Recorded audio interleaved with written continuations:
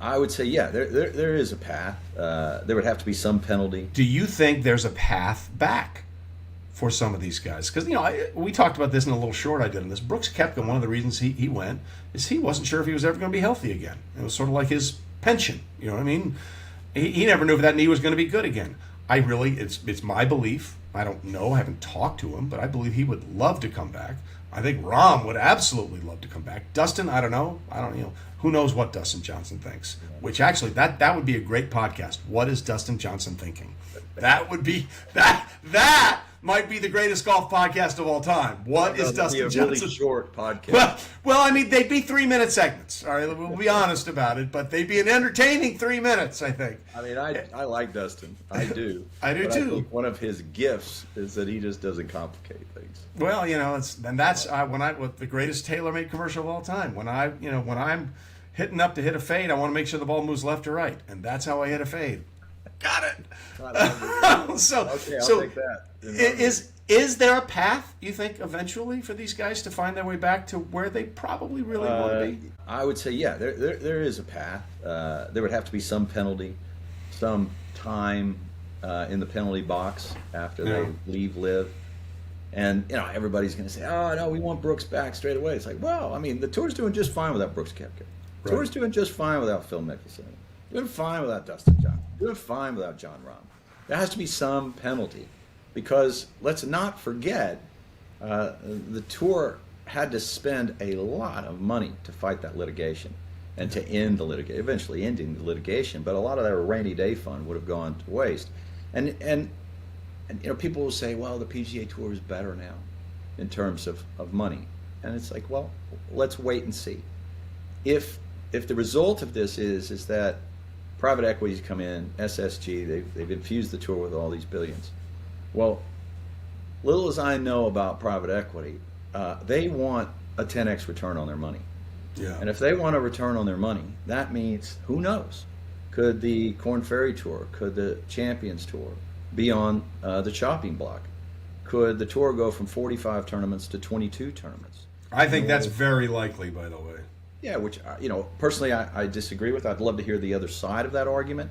I think, the scarcity argument does not resonate with the golf audience. I get why it does in football. I get why it does in other sports. But I'm not buying it for golf. I think one of the reasons why golf is popular is because of the participation of those who watch it, the core audience. And they have a passion for the game of golf, and the continuity of the game of golf, I think, is important to core golfers as they walk into their restaurants, as they walk into their clubs, and it's a nice backdrop. And I think that they run the danger of being out of sight, out of mind, in the same way that tennis is not as popular as it used to be because people couldn't find it anymore. When it becomes difficult to find golf, will you lose your core audience? And by the way, if golf is Ginny, it's all the way up, why would you mess with the model? Don't you typically have to make changes when things, or need to make changes when things are struggling? The same way they did in baseball a couple of years ago when they gave us a pitch clock, et cetera, et cetera. Golf is, by all accounts, awesome. I don't understand the changes. But let's just say, because of LIV, they decide to reduce the schedule, maximize profit in these events, take from the charity. In other words, I mentioned that WM Phoenix Open had 18.1 million. What if SSG, what if the for-profit arm of the PGA Tour says, well, I think we want 15 million of that. I think we want 17 million of that money. So now then, all the charities in the WM Phoenix area who've hired people to help disadvantaged, battered mothers, dislocated or mislocated families, et cetera, they got to fire people. They can't take as good a care of people. And all of a sudden now you've got a harder time establishing a volunteer force because the volunteers can take off their jobs under the pretense that they're working for charity and get paid. Well, if they can't do that anymore because they're not working primarily for charity, they'll not be able to have a week off paid to go work for these tournaments. And these tournaments rely on hundreds, if not 1,000 or so people for volunteers. So the whole model of the PGA Tour will be turned inside out to maximize profit. Instead of being a non-profit event, it will be a for-profit, and in the process, losing the opportunities that provide the pipeline to develop stars on the PGA Tour. Golf is not like other sports. It's not at all. If you look at the number one quarterback in the NFL and the worst quarterback in the NFL, the number one quarterback in the NFL and the average quarterback in the NFL, there's about a 20-30% difference in their success rate. Same in scores, same in baseball, same in pitching, same in hitting. In golf, if you look at the lowest scoring average in golf, the average scoring average on the PGA Tour, and the worst scoring average on the PGA Tour, you're talking about a 2 to 3% difference from the best to the average, and about a 5 to 7% difference to the best to the worst. We actually did a study one year when I was at ESPN. We did a deep dive into the stats, and the difference between making millions of dollars and losing your card was essentially one putt or one stroke per round for every tournament that you played in the entire year. That's right. That was the difference between I'm making 7 large to damn it, I got to go to Q school, or I got sponsors exemptions. So what you're saying is the margin is razor thin. I will say, I don't think it's a coincidence that these elevated events and the tour prizes went up massively because of LIV, right? I don't think that's a coincidence. So whether it did. It absolutely did, and I think that it is kind of comical on some levels that the PGA is like, oh wow, what is this money doing here? I don't know why we haven't been spending it all this time. I mean, it was a little like, oh, look at this. We did have a money tree, so we can make these things worth $19 million. Well, initially they had about $300 million rainy day fund. Now they depleted that fighting lawsuits and supplementing purses. And for the most part, look, I mean, media rights funds roughly about 25% on average of the purses. And it's higher for elevated events, which means that the ratings are not enough to sustain these elevated purses. So they need private equity to supplement these purses. So now you tell me, if you have, we always hear people talk about sustainability. If you're running events that are not sustained by the ratings, where is the money going to come from in perpetuity to fund those events? There's going to be a come to Jesus moment at some point. And maybe here comes private equity. Maybe they're robbing Peter to pay Paul, and they're going to condense the schedule so that the stars get to play. Well, the stars in golf, they do not drop anchor there.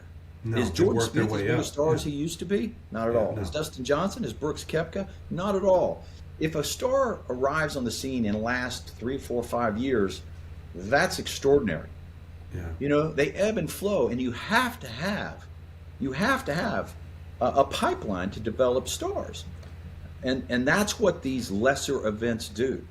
It wasn't that long. Jordan Spieth finished second in Puerto Rico in 2013. That was enough money to catapult him onto the tour in 2014. That pipeline goes away. Maybe Jordan Spieth is delayed getting on tour. Who knows? You do not know. Tony Finau the same way. He rode that 2016 Puerto Rican Open till he finally won that second event, which for him was a playoff event, and that really solidified his place. And then went on to win 4 or 5 more times. The thing about rights fees, Brandel, is really interesting because there's only so much of that eventually in all sports. And I just, whether you want to acknowledge it or not, I think that we're going to come a day very soon, sooner than most people think, that everything is going to be streaming on a tech company, because that's where all the money is. Like, there's only so much that ESPN, ABC, NBC, CBS, Fox, there's only so much you can squeeze out of that tournament, right? Are you talking about maybe on a pay-per-view? I just think the money, Roger Goodell, one of the smartest things he ever did was started streaming these things. And they asked him about it. He said, we fish where the fish are. And, the fish are Apple, Netflix, Hulu, Amazon, YouTube. That's where the money is. And, I think eventually we may be heading toward a situation, not only for golf, but for all sports, that if you don't stream, you don't see.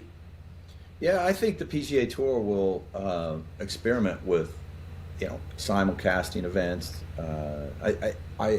These people are incredibly smart at the helm. I mean, with Brian Roloff going over to the PGA Tour, again, I'm worried about what will happen to the PGA Tour, but I have no doubt that they've got some incredibly smart people that will look at every single avenue to fish where the fish are. Yeah. I think they'll try to maximize profit, but that worries me that they'll do it in the process. They will, to some degree, sacrifice the pipeline that develops stars and the philanthropy that has underpinned the PGA Tour. And so I don't know that it's an absolute, you can make the absolute bull case that LIV is going to be, in the long run, good for the PGA Tour. I think you could easily make a bear case that LIV is not going to be great for the PGA Tour in the long run if it destroys the pipeline that builds stars. And also, shortened events. And this idea that we need more shortened events with elite fields, it's just flat out wrong. They don't have the buzz on the property. These 60, 80 man fields with no cut, they just don't have a buzz on the property.